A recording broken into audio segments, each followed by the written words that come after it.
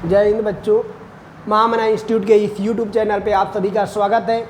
यदि इस महामना इंस्टीट्यूट के इस यूट्यूब चैनल पे आप नए हैं तो महामना इंस्टीट्यूट के इस यूट्यूब चैनल को लाइक करें, सब्सक्राइब करें और बेल आइकन को प्रेस करें ताकि जो बनने वाली वीडियो है उसका नोटिफिकेशन आपको सबसे पहले मिले और इस पूरे वीडियो का आप लाभ उठा सकें। जैसा कि आप जानते हैं, class 9th CBSE board cell हम पढ़ेंगे। आज क्या है? सेल। यानी सेल को कहा जाता है बेसिक यूनिट्स ऑफ लाइफ, यानी जीवन की सबसे आधारभूत इकाई जो होती है सेल को कहते हैं, या इसी को फंडामेंटल यूनिट ऑफ लाइफ के नाम से जाना जाता है।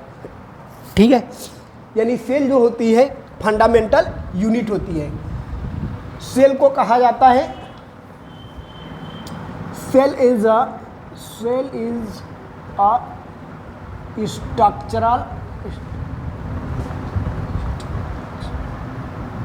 structural and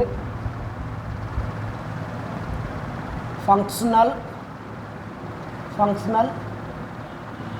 unit of life। जो सेल होती है, जितने भी लिविंग ऑर्गेनिज्म होते हैं उनके बॉडी का सबसे स्मॉलेस्ट पार्ट होता है और उसे structural and functional unit of life के नाम से जानते हैं। सपोज दैट कि जैसे कोई हम क्या करते हैं, बिल्डिंग बनानी होती है, कोई बड़ा सा मकान बनाना है, तो मकान तो डायरेक्ट एक ही बार बनता नहीं है, तो उसका बेसिक पार्ट जो होता है, जैसे कोई मकान बनाना है या बिल्डिंग बनाना है तो बिल्डिंग का सबसे स्मॉलेस्ट पार्ट जो होता है ब्रिक होता है। एक रहेगा तो ब्रिक्स के बहुत सारे जब ब्रिक्स आपस में मिलते हैं तो उनके मिलने से क्या होता है, वाल का फॉर्मेशन होता है, यानी दीवार बनती है। और बहुत सारी दीवार्स जब बन जाती हैं, ग्रुप ऑफ वाल्स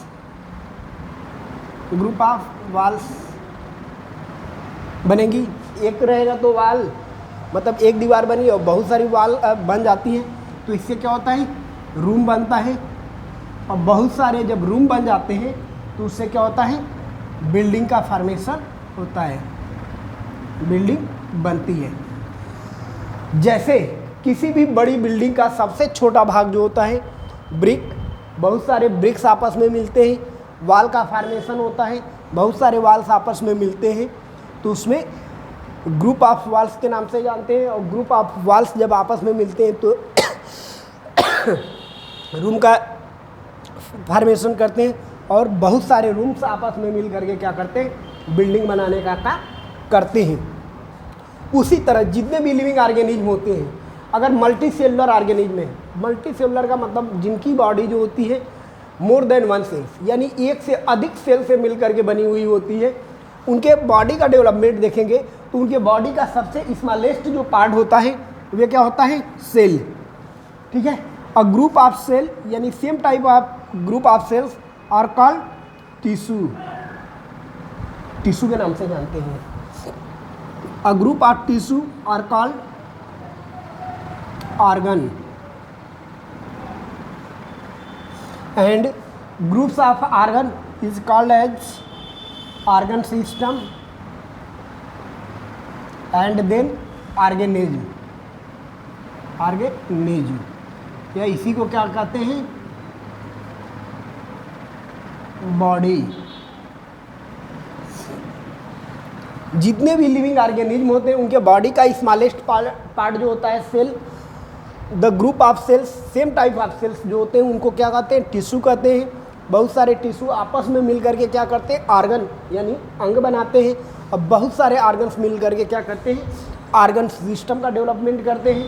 और ऑर्गन सिस्टम के बनने के बाद ये क्या करते हैं, ऑर्गेनिज्म का डेवलपमेंट करते हैं। ठीक है, इस तरह से अर्थ पे जितने भी लिविंग ऑर्गेनिज्म होते हैं उनका डेवलपमेंट होता है।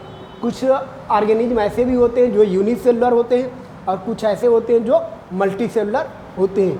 तो यूनिसेलुलर होते हैं तो उनके बॉडी के जितनी भी एक्टिविटीज़ है, यानी उनके शरीर में होने वाली समस्त जो एक्टिविटीज़ होती है वन सेल के अंदर ही प्रोसीड हो जाती है, यानी कह सकते हैं समस्त कार्य एक ही कोशिका के अंदर होती है। लेकिन जो मल्टी सेलुलर ऑर्गेनिज्म होते हैं उनके बॉडी के जितने भी एक्टिविटीज़ होते हैं उन सेल्स में कंप्लीट होते हैं। आइए देखते हैं कि हु डिस्कवर द सेल, यानी कोशिका जो होती है उसको डिस्कवर किसने किया था।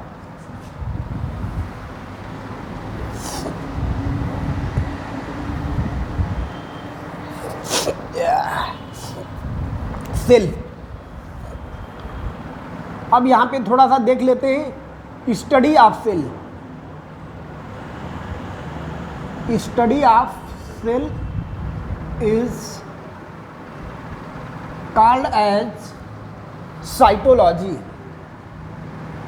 साइटोलॉजी। सेल के स्टडी को हम क्या कहते हैं? साइटोलॉजी के नाम से जानते हैं। ठीक है, सबसे पहले सेल को जो डिस्कवर करने का काम किया था इन 1665 रॉबर्ट हुक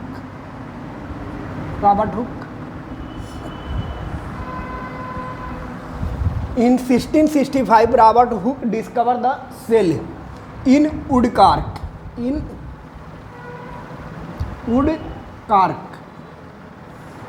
वुडकार्क में इन्होंने किस सेल को डिस्कवर किया था, यानी रॉबर्ट हुक नामक वैज्ञानिक ने सेल को वुडकार्क में डिस्कवर किया था। और वो ये जो सेल थी, जिस सेल को उन्होंने डिस्कवर किया था, वो सेल कैसी थी? डेड सेल थी। डेड सेल को उन्होंने डिस्कवर किया था। इन्होंने जो वुडकार्क होते हैं उसमें हनी हाइव यानी मधुमक्खी के छत्ते के समान संरचना देखी थी। जैसे हनी हाइव होती है, मधुमक्खी के जो छत्ते होते हैं, ऐसे कई सारे चैम्बर्स से मिलकर के क्या होते हैं? बने होते हैं। और मधुमक्खी जो होती है, हनी भी जो क्या करती है, इस छत्ते में अपने नेक्टर यानी शहद को क्या करती है? स्टोर करने का काम करती हैं। वैसा ही स्ट्रक्चर इन्होंने देखा था।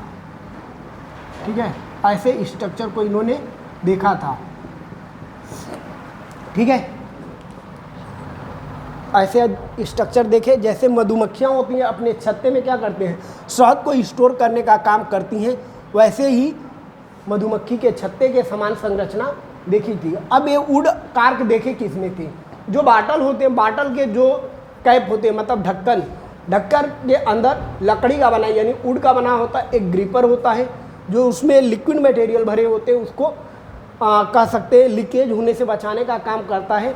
उसमें इन्होंने सेल को देखा था, यानी फादर ऑफ सेल कहा जाता है किसको? रॉबर्ट हुक को। ठीक है, यानी फादर ऑफ सेल कहा जाता है रॉबर्ट हुक को, क्योंकि सबसे पहले सेल के बारे में इन्होंने ही स्टडी किया और यानी बताया था।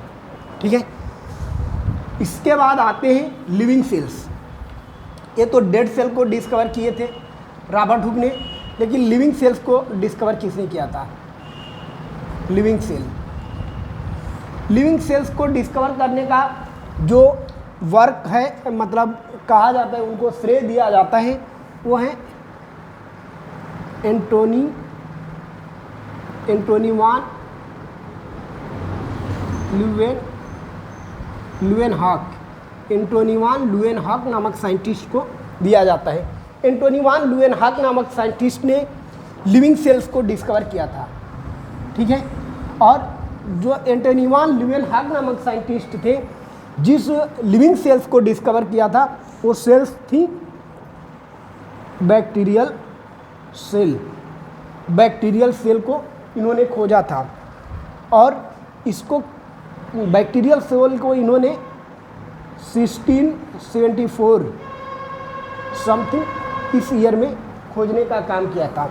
लेकिन बैक्टीरियल सेल को इन्होंने क्या किया? नाम दिया था एनीमैलिक्यूल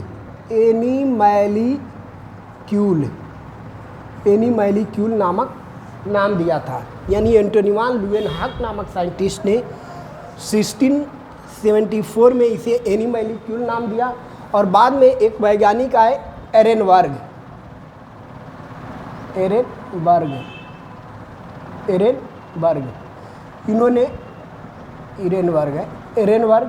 इन्होंने सेल या इसको कह सकते हैं बैक्टीरिया नाम दिया।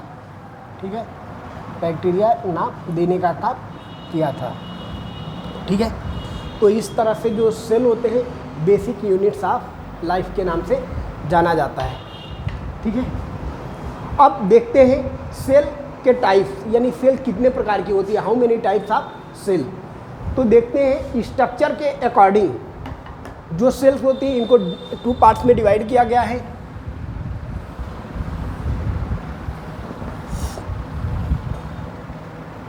Types of cell,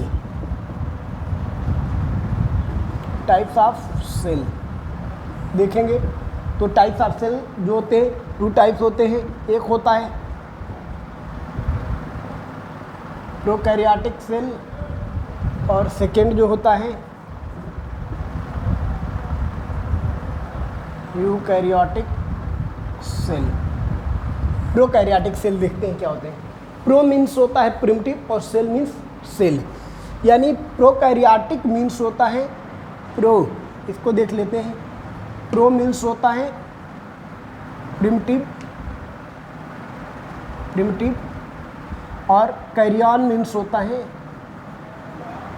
carrion means nucleus, यानी ऐसी सेल जो प्रिमिटिव टाइप की थी, मतलब अर्थ पे सबसे पहले बनने वाली जो सेल थी उसी को प्रोकैरियोटिक कहा जाता है। प्रो मीन्स होता है प्रिमिटिव और कैरियन मीन्स न्यूक्लियस, यानी ऐसी सेल जिनमें न्यूक्लियस का डेवलपमेंट सबसे पहले हुआ था या कह सकते स्टार्टिंग स्टेज में था, वैसी सेल्स को प्रोकैरियोटिक के नाम से जाना जाता है। और इन सेल्स का डेवलपमेंट कहाँ हुआ था, ओशियन में हुआ था, यानी समुद्रों की गहराइयों में हुआ था। ठीक है, इसलिए इसे प्रोकैरियोटिक सेल के नाम से जाना जाता है। ठीक है, प्रोकैरियोटिक सेल। अब देखते हैं प्रोकैरियोटिक सेल्स में आते कौन कौन हैं। ठीक है, उसके बारे में पढ़ेंगे। तो जो प्रोकैरियोटिक सेल्स होती है, जितनी भी प्रोकैरियोटिक, ये जो होती हैं यूनिसेलुलर होती हैं। यूनिसेलुलर मतलब ऐसी सेल्स जितनी भी होती है, प्रोकैरियोटिक सेल जो होती हैं यूनिसेलुलर होती हैं। प्लस ये जो होते हैं न्यूक्लियस जो होता है इनमें, न्यूक्लियस ये अनडेवलप्ड होता है। इसके जगह न्यूक्लियस में क्या पाया जाते हैं, न्यूक्लियस के जगह पे इसमें क्या पाया जाता है, न्यूक्लियाइड पाया जाता है। ठीक है, और भी इसके बॉडी के जितने भी स्ट्रक्चर होते हैं मोस्टली इसमें एब्सेंट होते हैं। जैसे साइटोप्लाज्म होता है, साइटोप्लाज्म में पाए जाने वाले जितने भी सेल ऑर्गेनेल्स होते हैं मोस्टली क्या होते हैं, एब्सेंट होते हैं। ठीक है, बस बेसिक इसको समझ लीजिए, फिर इसके बारे में हम डिस्क्रिप्टिव बताएंगे।